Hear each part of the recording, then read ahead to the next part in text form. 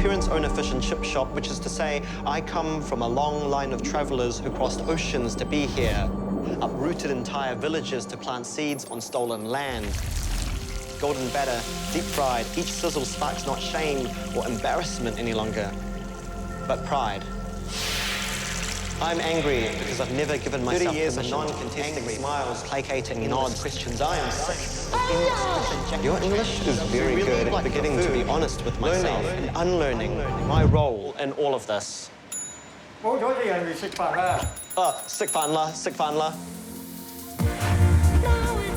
We're taking you on a culinary adventure across Aotearoa, New Zealand. A degustation of modern Kiwi-Chinese life, chasing new takes on the classics, and the secret recipes only true insiders know. When it's time to eat, we say, "Sick fan la." My name is Nathan Joe. I'm predominantly a playwright and performance poet. I was originally born here in Christchurch, but I've lived most of my adult life between Christchurch and Auckland. My dad grew up in Prodigy, so he's New Zealand-born Chinese as well. In his early 20s, my dad came down to Christchurch to help his mum run the fish and chip shop that they had. So it's sort of like a learnt skill. I helped out a fair bit when I was a kid, like did a lot of their orders. 1 battered blue cod and half a scoop of chips. What salt would you like? I think it's important because it kind of brings you closer to your family. So much of the immigrant experience is that your parents work there all the time. This is their life, you know, it actually gives you an understanding of their day-to-day. Oh, let's see, we've got the standard fish, half a scoop, 3 squid rings, 3 onion rings, 3 bluff oysters, and a Mars bar, which is like pretty terrifying. So much sugar. Growing up as the son of fish and chip owners is always like a funny thing because all your classmates go to your parents', fish and chip shop. It's not that you necessarily get made fun of it all the time, but like the other kids won't shut up about it. So it becomes like kind of your personality. The first time you kill me, it is the year 1905. I've had a pretty good run of playwriting awards, poetry awards, and arts residencies. Ni hao, mother is what we say. Yes, I'm allowed to say chink. No, you're absolutely not. Most of my work these days is just kind of liberal politics, being woke, racially aware. I wouldn't say that's necessarily my personality, but I do want people to be outraged about the things that I'm outraged by.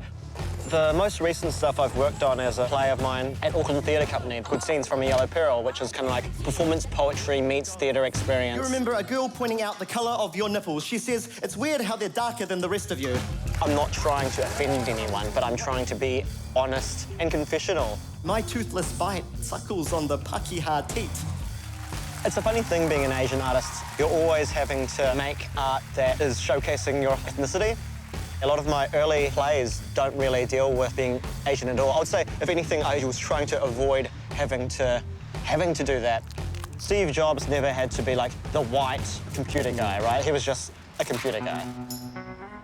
Last year, I had the privilege to stay here for 3 months, which meant I could basically live in Christchurch and not have to live with my parents. To be an Asian artist, for myself anyway, has meant moving to Auckland, running away from home. In a way, the residency here was an opportunity to be an adult in Christchurch.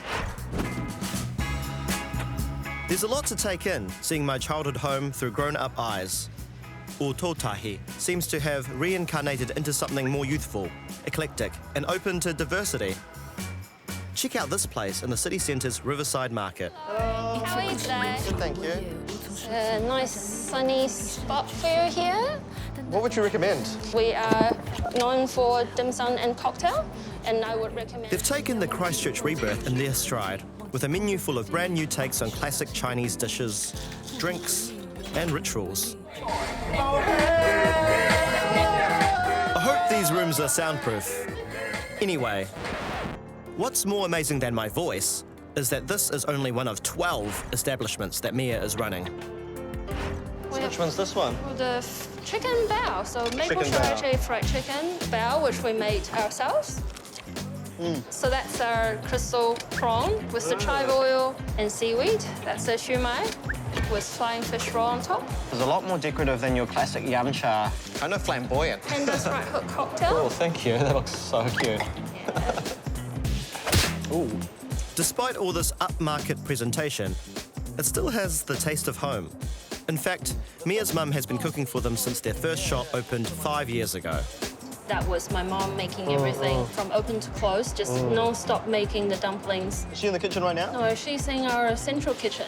The central kitchen? Yes. My mum and dad work so hard just to keep their one family business alive. So I want to know how Mia does it with 12, right after my vocal warm-ups.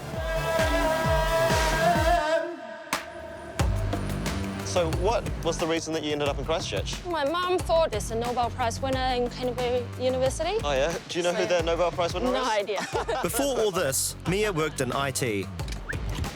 You can sort of tell from the efficient system she's built.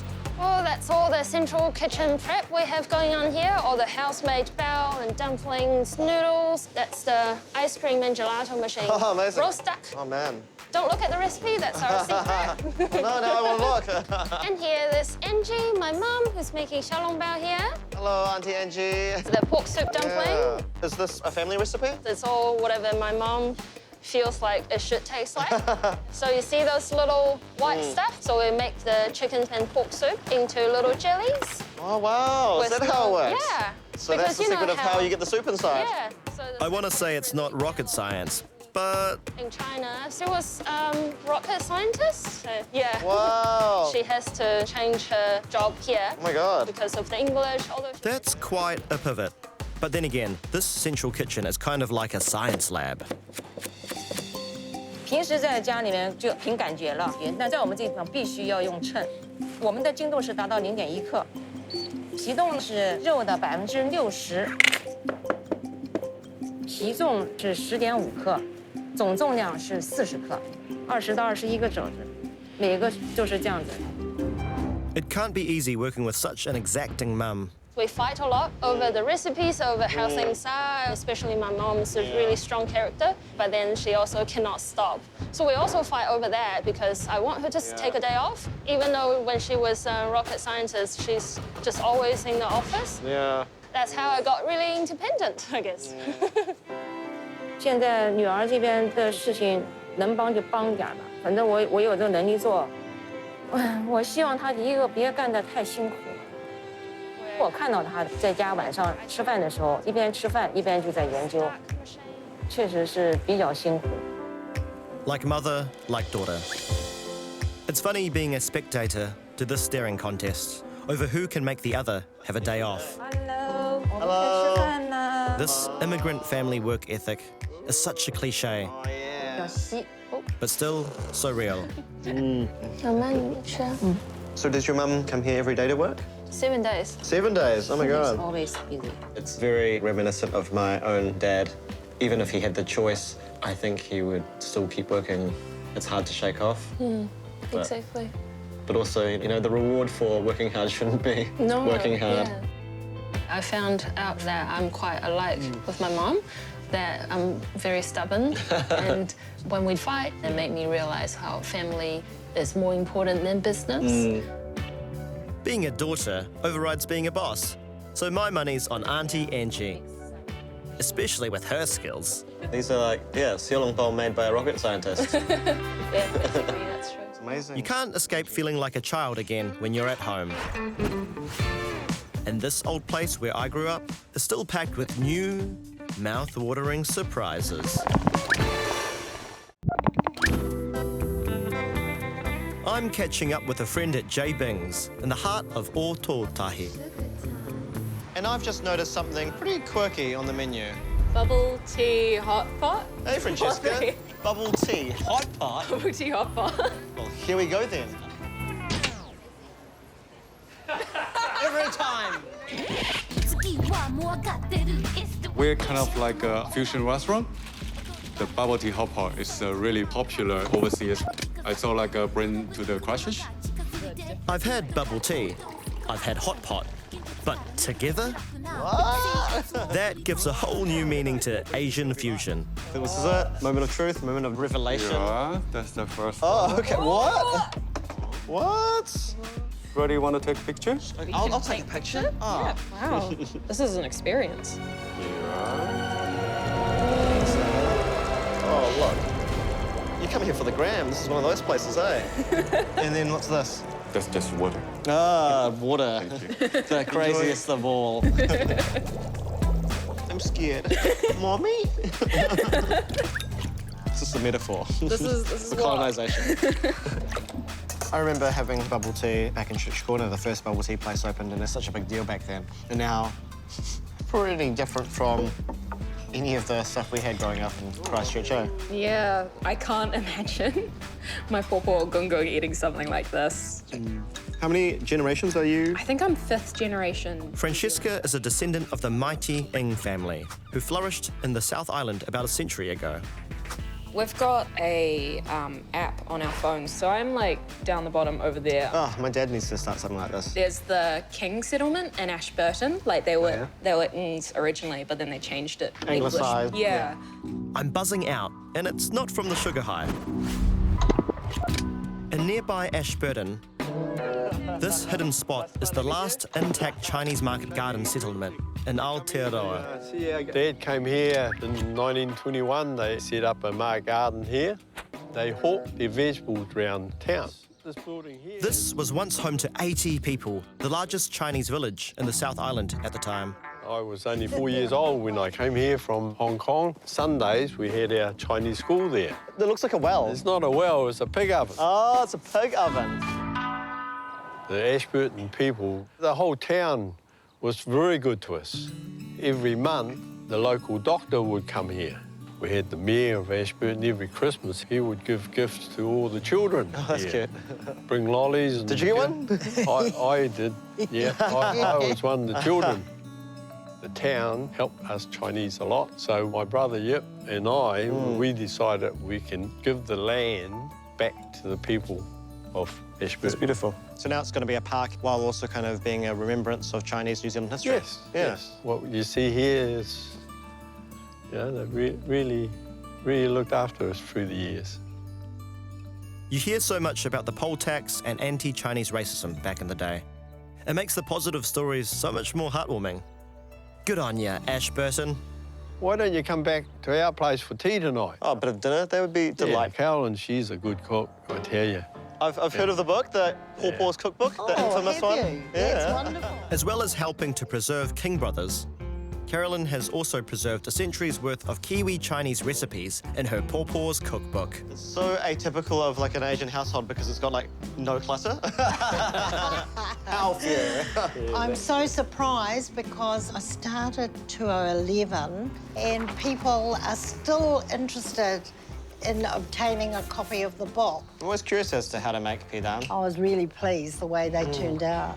Initially, it was all the women. Then the men were picking up the cookbook as well, because traditionally, the good cooks were the men folk, not the women. Have you cooked anything from this cookbook, Tom? Not really, no. He does all the producing of the fresh vegetables. I was the guinea pig. Oh, yeah. Well, I can't let the men folk down. Carolyn is challenging me to make one of her favourites from the cookbook. That's perfect. Too flowery. Oh, it's like a... Kol yuk is a Cantonese classic. Steamed pork belly and taro. Would you like to feel? But hang on there, that's not taro. When the Chinese menfolk came to New Zealand, there was no taro. And then when they got their market gardens established, they started growing beetroot. And they decided to try beetroot kol yuk. You won't find this in a restaurant, a Chinese dish that's very much New Zealand. Yeah, I think my first experience with beetroot was actually the Kiwi burger. You want to have a go? Yeah, I can flip an omelette. He says with confidence. No. Oh, no, The hot. He's going to do the next this is my one. second chance to get it right. Almost. Almost. Sorry, boys. Carolyn's definitely the better cook. But she's no ordinary pawpaw. She has 40 years' experience as a dietitian and nutritionist. Next time I have a dinner party, you'll come and help me. Oh, absolutely. I'll bring fish and chips. Yeah. I thought we were just going to make beetroot kol yuk, but I should have known. People With Carolyn, oxtail. you will 100% get a balanced diet.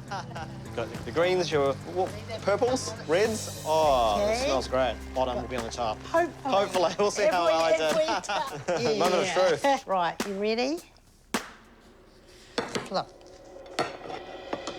Yeah, so how's this? Yeah. Okay, then gravy on top. And the colours are so potent. Yeah. It's glistening.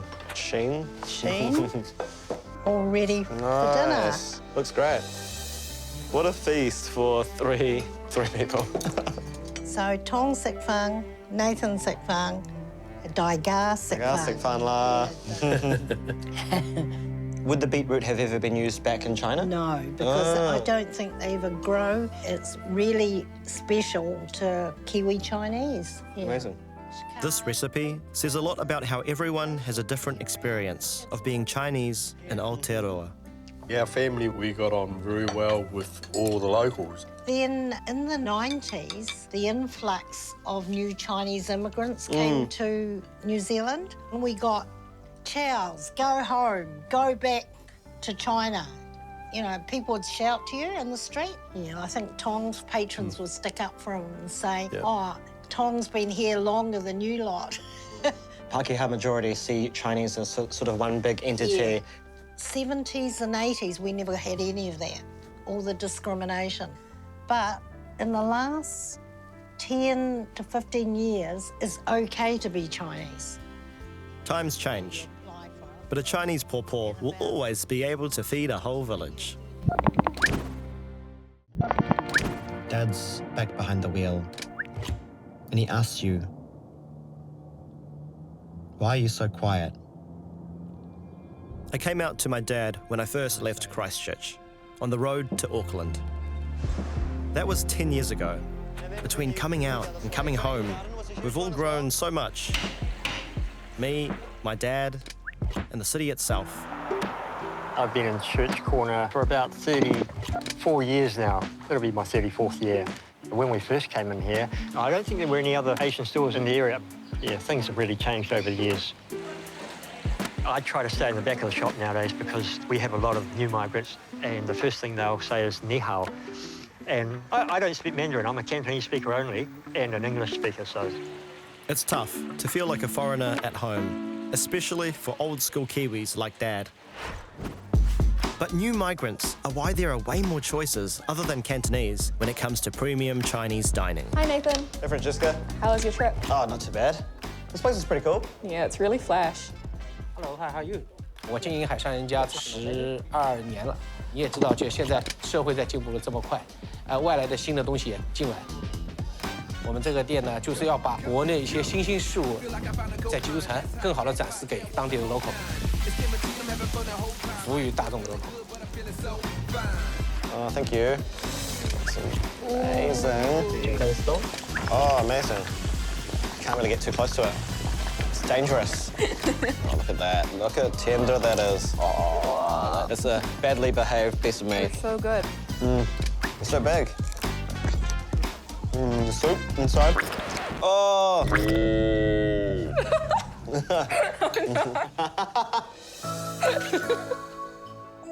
You're back with your parents, right? Yeah, I'm just staying with him for the week. Dad, barely a month ago, broke his back. No. Oh. Yeah, he fell off a ladder, but in that kind of classic Asian dad way, he's just sort of at work, hasn't taken any time off despite having a broken back. Yeah. Like, even saying that, it sounds so absurd. We all told him to rest up, but words don't really work on stubborn dads. Still, I talk more with him now than when I left home as a 20-year-old. We're just both kind of too uncomfortable to talk to each other about personal things and deep things, and occasionally we do. I have talked to him. I don't know how I can show it. I mean, I can give him a hug every now and then, but I mean... I can feel one of us kind of going, oh, no, that was too much. That's enough. It's not like, oh, well done, you know, Nathan, oh, well done, you know. Dad, I'm gay. Why did you decide to, like, tell him on the drive up? That seems like worst case, like if he reacted badly and you're trapped in the car. No, so this is the plan. The plan was I'd come out to him at the very end, just so I didn't have to, like, sit in silence. I didn't really hear from him until, like, a year later when I was visiting, and he kind of told me that on the drive home, he, like, cried all the way back on the drive. In the same way I wasn't really ready to come out, he wasn't really ready to receive me coming out, and that's just part of, I guess, like, what it means to be with family. You know, you grow at different rates and you're not always growing together, and you realise your parents are human and not superheroes. And actually, when you accept that they're human, it's a lot easier to love them, I think. I cannot invite my parents to my play. My parents had never watched any of my performances until they came to scenes from A Yellow Peril this year. I almost sometimes feel as though I might jinx it to be there to watch him perform live. Yeah, and are you proud? Yeah, I'm proud. I'm really proud of what he's done, what he's accomplished. You know, as parents, you want them to hopefully not go down the same path. You know, I've worked for 40 years. We just think that the children will have an easier life than us. That's all I can hope for. You know, they stay healthy and they enjoy what they're doing and they have happy lives. Yeah. Such a cool dad you are. No, why? You're a great dad. Why? It's also a homecoming for Francesca. She's here to support her parents in a decade-long fight to preserve their 116-year-old heritage building. Yeah, it used to be a warehouse. I can tell how much it means to her, this work of art that bears her mother's family name. Once a haven for fashion designers, musicians and artists. But by the time you watch this episode, the building will have been demolished to make way for a new rugby stadium. A lot of my life has been here because I spent all my time here growing up. My parents worked really hard and they poured everything into it. And now it's going to go, and I think I'm going to really miss it. Coming home as an adult, for me, has been about making sense of contradictions. Like how we want to reach out for the new without letting go of the old. Like how our parents teach us hard work, but don't want us to follow. There's no perfect answer to all of this. I guess that's why I still have a job to do as a Kiwi-Chinese artist. Ototahi, Christchurch, Ototahi, Christchurch, home, home, home, you shapeshifter, still shifting, like falling back in love with an ex. Yes, gross, but worth the risk, I hope.